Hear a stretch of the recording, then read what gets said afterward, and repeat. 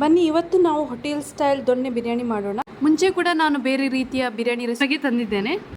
ದೊಣ್ಣೆ ಬಿರಿಯಾನಿಯಲ್ಲಿ ಜೀರಾ ಸಾಂಬಾ ಅಕ್ಕಿಯನ್ನು ಹಾಕ್ತಾರೆ ಮತ್ತು ಮೆಂತ್ಯ ಸೊಪ್ಪನ್ನು ಕೂಡ ಹಾಕ್ತಾರೆ. ಇದಕ್ಕೆ ನಾನೇನು ಮಾಡಿದ್ದೇನೆ ಅಂದರೆ 500 ಗ್ರಾಮ್ ಜೀರಾ ಸಾಂಬಾ ಅಕ್ಕಿ ತಗೊಂಡಿದ್ದೇನೆ. ಸೊ ಲೋಟದಲ್ಲಿ ಬೇಕಿದ್ದರೆ ನಿಮಗೆ ಒಂದು 2 ಕಪ್ ಲೋಟದಲ್ಲಿ ನಾನು ಮೆಷರ್ ಮಾಡಿದ್ದೇನೆ. ಇದನ್ನು ಚೆನ್ನಾಗಿ ವಾಶ್ ಮಾಡಿ 15 ನಿಮಿಷ ನೆನೆಸಿಡಬೇಕು. ಈಗ 500 ಗ್ರಾಮ್ ಅಕ್ಕಿಗೆ 500 ಗ್ರಾಮ್ ಚಿಕನ್ ತಗೊಂಡಿದ್ದೇನೆ. ನೀವು 1 kg ಅಕ್ಕಿಗೆ 1 kg ಚಿಕನ್ ತಗೊಳ್ಬೋದು. ಇದಕ್ಕೆ ನಾನು ಮ್ಯಾರಿನೇಷನ್ಗೋಸ್ಕರ 1 ಕಪ್ ಮೊಸರು ಮತ್ತು ಸ್ವಲ್ಪ ಮೆಣಸಿನ ಹುಡಿ ಮತ್ತು ಅರಿಶಿನ ಹುಡಿ ಮತ್ತು 2 table spoon ginger garlic paste ಹಾಕೋಣ. ಮೊದಲು ಇದನ್ನು ಮ್ಯಾರಿನೇಟ್ ಮಾಡಿದರೆ ಟೇಸ್ಟ್ ಚೆನ್ನಾಗಿ ಬರುತ್ತೆ. ಸೊ ಇದನ್ನೆಲ್ಲ ನಾವು ಮತ್ತು ಉಪ್ಪು ಕೂಡ ಹಾಕಿ ಮ್ಯಾರಿನೇಟ್ ಮಾಡಿಡಬೇಕು. ಒಂದು 15 ನಿಮಿಷ ಮ್ಯಾರಿನೇಟ್ ಮಾಡಿದರೆ ಕೂಡ ಸಾಕಾಗುತ್ತೆ. ನಾವು ಬೇರೆ ಈರುಳ್ಳಿ ಅದೆಲ್ಲ ಕಟ್ ಮಾಡುವಾಗ ಇದು ಕರೆಕ್ಟಾಗಿ ಆಗುತ್ತೆ. ಸೊ ನಾನು ಇಲ್ಲಿ ಮೆಷರ್ ಮಾಡ್ಕೊಂಡು ತಗೊಂಡಿದ್ದೇನೆ. 500 ಗ್ರಾಮ್ ಇದೆ ಚಿಕನ್. ಈಗ ಒಂದು ಈರುಳ್ಳಿ ಪೇಸ್ಟ್ ಮಾಡೋಣ. ಇದಕ್ಕೆ ನೋಡಿ ಇಷ್ಟು ಚಕ್ಕೆ, 1 ಟೇಬಲ್ ಸ್ಪೂನಷ್ಟು ಕರಿಮೆಣಸು, ಆಮೇಲೆ ಸ್ವಲ್ಪ ಲವಂಗ ಮತ್ತು 5 ರಿಂದ 6 ಏಲಕ್ಕಿ, ಮತ್ತು ನಾನು ಖಾರ ಜಾಸ್ತಿ ಬೇಡ ಅಂತ 4 ಮೆಣಸಿನಕಾಯಿ ತಗೊಂಡಿದ್ದೀನಿ. ಆದರೆ ತುಂಬ ಲೈಟಾಗಿ ಖಾರ ಇರಲ್ಲ, ಅಷ್ಟು ತುಂಬ ಲೈಟಾಗಿ ಆಗುತ್ತೆ, ಮಕ್ಕಳಿಗೆ ಒಳ್ಳೆ ಆಗುತ್ತೆ. ಸೊ ನೀವು 5 ರಿಂದ 6 ಮೆಣಸನ್ನು ಕೂಡ ಎಣ್ಣೆಯಲ್ಲಿ ಒಟ್ಟಿಗೆ ಫ್ರೈ ಮಾಡಬೇಕು. ಇದನ್ನೆಲ್ಲ ಒಟ್ಟಿಗೆ ಫ್ರೈ ಮಾಡಿದ ನಂತರ 2 ದೊಡ್ಡ ಈರುಳ್ಳಿಯನ್ನು ಕಟ್ ಮಾಡಿಕೊಂಡು ಹಾಕಿದ್ದೇನೆ ಇಲ್ಲಿ. ಸೊ ಇದನ್ನು ಕೂಡ ಚೆನ್ನಾಗಿ ಫ್ರೈ ಮಾಡಿಕೊಳ್ಬೇಕು. ಹೋಗಿ ಇದು ತಣ್ಣಗಾದ ನಂತರ, ಚೆನ್ನಾಗಿ ಫ್ರೈ ಆಗಿ ತಣ್ಣಗಾದ ನಂತರ ಮಿಕ್ಸರಲ್ಲಿ ಹಾಕಿ ರುಬ್ಬಿಟ್ಕೊಳ್ಬೇಕು, ಸ್ವಲ್ಪ ನೀರು ಹಾಕಿ. ಈಗ ಒಂದು ಗ್ರೀನ್ ಪೇಸ್ಟ್ ರೆಡಿ ಮಾಡ್ಕೊಳ್ಬೇಕು. ಇದಕ್ಕೆ ನಾವು 1 ಕಪ್ಪಿನಷ್ಟು ಕೊತ್ತಂಬರಿ ಸೊಪ್ಪು, 1 ಕಪ್ ಪುದೀನ ಸೊಪ್ಪನ್ನು ಹಾಕಬೇಕು. ಆಮೇಲೆ ಒಂದು ಸಣ್ಣ ಬೌಲಿನಷ್ಟು ಮೆಂತ್ಯ ಸೊಪ್ಪು ಕೂಡ ಹಾಕಿ ಇದನ್ನೆಲ್ಲ ಚೆನ್ನಾಗಿ ಫ್ರೈ ಮಾಡ್ಕೊಳ್ಬೇಕು. ಚೆನ್ನಾಗಿ ಟೇಸ್ಟ್ ಬರುತ್ತೆ. ಸೊ ಇದನ್ನು ಕೂಡ ಎಲ್ಲ ಫ್ರೈ ಮಾಡಿಕೊಂಡು ರುಬ್ಬಿಟ್ಕೊಂಡು ಪೇಸ್ಟ್ ಮಾಡ್ಕೊಳ್ಬೇಕು.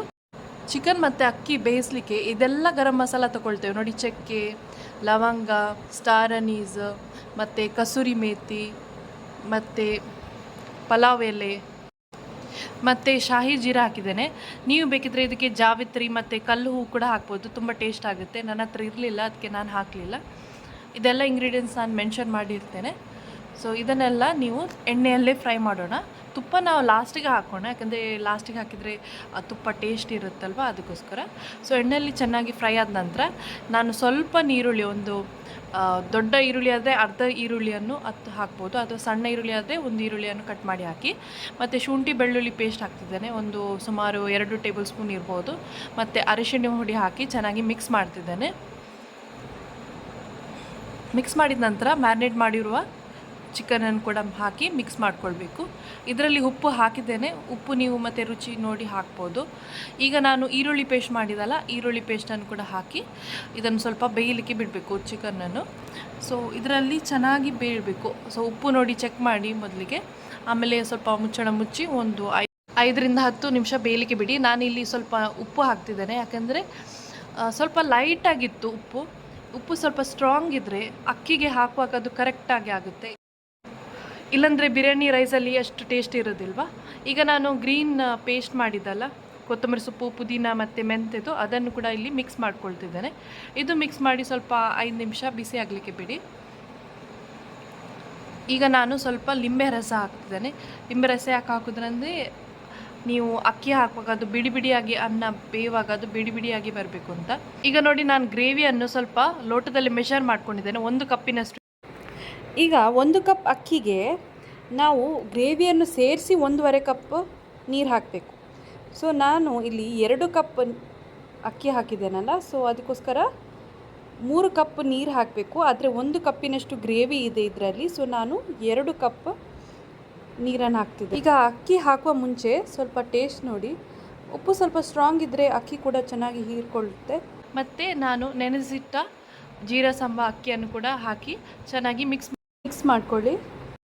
ಆಮೇಲೆ ಮುಚ್ಚಳ ಮುಚ್ಚಿ ಸ್ವಲ್ಪ ಫುಲ್ ಕವರ್ ಮಾಡಬೇಕು. ಮೊದಲಿಗೆ 5 ನಿಮಿಷ ಹೈ ಫ್ಲೇಮಲ್ಲಿ ಇಟ್ಟು 15 ರಿಂದ 20 ನಿಮಿಷ ಲೋ ಫ್ಲೇಮಲ್ಲಿ ಇಡಿ. ಈಗ ಈ ರೀತಿ ಮಾಡೋದ್ರಿಂದ ಈ ಫ್ಲೇವರ್ ಇದೆಯಲ್ಲ, ಚಿಕನ್ ಫ್ಲೇವರ್ ಅನ್ನೋದ್ರಲ್ಲಿ ತುಂಬ ಮಿಕ್ಸ್ ಆಗಿ ಒಳ್ಳೆ ಟೇಸ್ಟ್ ಕೊಡುತ್ತೆ. ಜೀರಾ ರೈಸ್ ಇಲ್ಲದ್ರೆ ನೀವು ಬಾಸ್ಮತಿಯಲ್ಲಿ ಕೂಡ ಟ್ರೈ ಮಾಡ್ಬೋದು. ಮತ್ತು ಸರ್ವ್ ಮಾಡುವಾಗ ಸ್ವಲ್ಪ ತುಪ್ಪ ಹಾಕಿದರೆ ಘಮ ಘಮ ಟೇಸ್ಟ್ ಸ್ಮೆಲ್ ತುಂಬ ಚೆನ್ನಾಗಿರುತ್ತೆ. ಮತ್ತು ಈ ಥರ ಪ್ಲೇಟ್ ಬರುತ್ತಲ್ವ, ಎಲೆಯ ಪ್ಲೇಟಲ್ಲಿ ಈ ಥರ ಸರ್ವ್ ಮಾಡಿ ಒಂದು ಮೊಟ್ಟೆ ಇಟ್ಟು ನೀವು ದೊಣ್ಣೆ ಬಿರಿಯಾನಿಯನ್ನು ಟೇಸ್ಟ್ ಮಾಡ್ಬೋದು. ನಮ್ಮ ಚಾನಲ್ ನಿಮಗೆ ಇಷ್ಟ ಆದರೆ ಲೈಕ್, ಶೇರ್, ಸಬ್ಸ್ಕ್ರೈಬ್ ಹಾಗೂ ಕಮೆಂಟ್ ಮಾಡಿ.